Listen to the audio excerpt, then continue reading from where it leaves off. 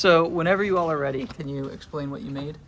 Okay, yeah. So my name is Eshita. I work with Maddie and Katherine, and our final project was a Snowflake cellular automata model. So we chose to do this project because we wanted to simulate snowflake growth on our VGA display. So in terms of this, it's kind of shown, it's based off of 3 different parameters, alpha, beta, and gamma. Alpha is the, we have one that says diffusion constant, one is like the beta is the background level of water that already like kind of exists in the environment, and then gamma represents the diffusion constant. So we kind of have like a mapping of all the different cells on the grid, and each cell has a total amount of water stored in it, and then it's kind of split into 2 parts. That there's some part of the water is used in the diffusion, and some part of the water is not used in the diffusion. And if it exceeds a certain threshold, then it's considered frozen. Okay. So now I'll talk about our grid design. So our original idea was to use a hexagonal grid because that's what Ryder's model uses, but we felt that using hexagons sacrificed a lot of resolution in our snowflakes on the screen. So we pivoted to use 2x2. Each cell is 2x2, so our columns are 2 pixels wide, and every other column is offset by half a cell, so 1 pixel, to create an illusion of like hexagons, so like you see they still grow like hexagonally, but Sure. Squares. So Sure. And then about the diffusion is done through a Laplacian approximation of on the hexagonal grid. So there's a formula that it uses the one of the values in the neighbors, and then it uses all of its neighbors, so each cell has 6 neighbors, and then the water gets diffused through to its neighboring cells, and then it just keeps going like that. Neat. Yeah. And like the neighbors part, it's like once like a certain, like it's also able to grow because once a certain cell, like it checks off of its neighbors that if its neighbor is like considered like receptive, then it can continue. Then that has like the possibility for it to be frozen. It can continue expanding like in that direction. Yes. So I can demo our like user interfaces. So we have a few things we can change. We can change all of our different constants as the snowflake is growing, and that kind of simulates the snowflake as it falls through different environments. So we can like change alpha to be like 2, and then that you can see the corners grow a lot faster and they kind of spread out more. So this is sort of modeling changing environmental conditions? Yeah, like you can imagine as a snowflake like falls to the sky, its environmental conditions change, so that would mean that these parameters are also changing, and that is how you get all these different unique snowflake shapes. Okay. Because they're not always going to be in a constant environment.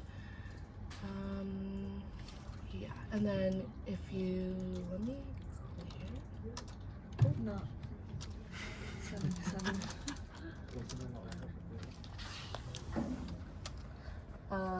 And so if we change like gamma to 0, that means that you're not getting like any additional water from the outside environment. Okay.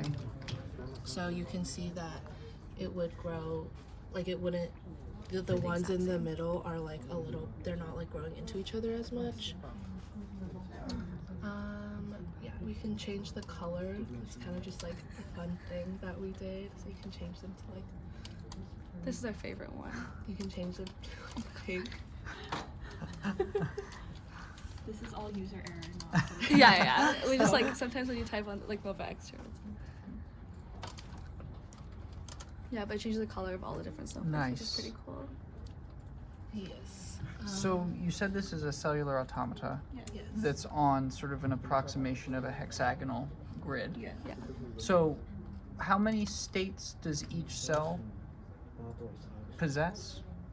Each cell in our CML, it keeps track of like the total amount that determines if it's like frozen or not, which is like it's called S in our case. Okay. And then U and V is like determines like the water that's in the diffusion and not in the diffusion. We also keep track of its neighboring cells, which are considered receptive or not. And then based off of that, we have like 2 like next U and next V to determine like, oh, if it becomes receptive from an earlier, like from if one of the neighbors because our neighbors build off of each other. So if Uh-huh. the neighbors of this one become receptive, then it ends up updating the neighboring cells. Be like, oh, by the way, like one of your neighbors became receptive, and you have the possibility to Okay. become like So frozen. is this a continuous variable then?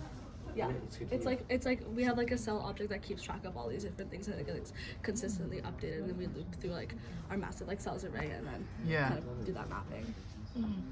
And when you start them, I noticed that do they start as sort of a single cell Yeah. that is Yeah. frozen So and then it there's- grows from there? Yeah, there's like seed cells, so you can like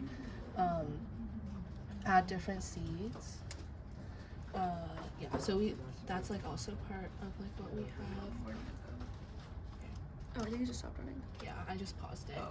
You can like pause and play it, and it'll like keep track of like when it's So paused. we also have like a mouse interface, so you can like see the pointer, and then you can click to add seeds, Oh, neat. and those will like add a new seed cell with like whatever current parameters you set. Okay. And then you can also add a new seed through the command line interface by just like setting the X and Y coordinates. So you can do like,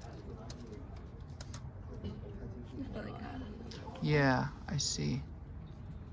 Yeah, like upon initialization, we give it like we hard code like a certain like, oh, like this is how much water you're gonna start with, and then everything is considered non-receptive as of right now, and then once the center cell, only the center cell is like frozen, like Maddie was saying with the seed, and then it continues. Yeah. And then for our hardware acceleration, we tested it with like a pure C model, and then also with drawing through the FPGA. And obviously like the drawing time will increase as you are as you like have more frozen cells on the screen, and as like the snowflake becomes bigger.